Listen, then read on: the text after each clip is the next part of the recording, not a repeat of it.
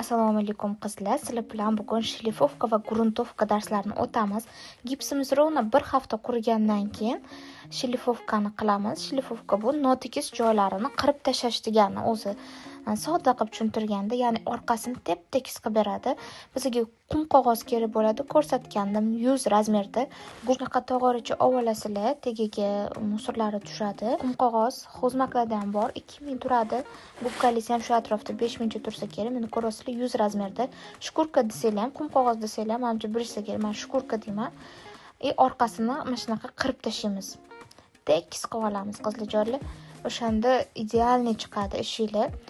Baribir gipsga qo'yganda, qolipga qo'yganda qanaqadir ishib qolib yoki puzirokli bo'lib, tepasiga puziroklari chiqadi, qolib ketishi mumkin. Shunaqa qilib yaxshilab qirib tashlaymiz va обязательно changlaridan mana shlifovka qilgandan keyin chang chiqadi, gipsga o'tirib qoladi.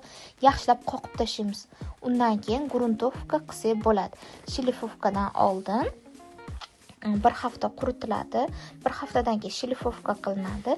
Shlifovkadan keyin srazu gruntovka qilsanglar bo'ladi. Gruntovkadan bir kun o'tgandan keyin laklaymiz. Hammasini ketma-ketligi bor qizlar. Mana top-toza bo'ldi, chetlari qolmadi. Endi bunisini qilib ko'rsataman. Mana puziroklari chiqqan. Mana shu qum qog'oz bilan yaxshilab biz shlifovka qilib olamiz.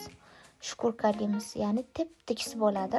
Buni qilishimiz shart. Har bitta ishga qilib olsak, akkuratniy chiqadi ishinglar. Top-tozalab olganimizdan keyin gruntovka qilamiz. 1 qoshiq gruntovka, 7 qoshiq suv solinadi.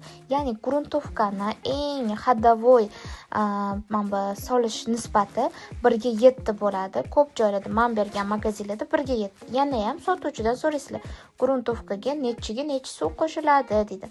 Men hozir 1 qoshiq gruntovka soldim va 7 qoshiq suv soldim.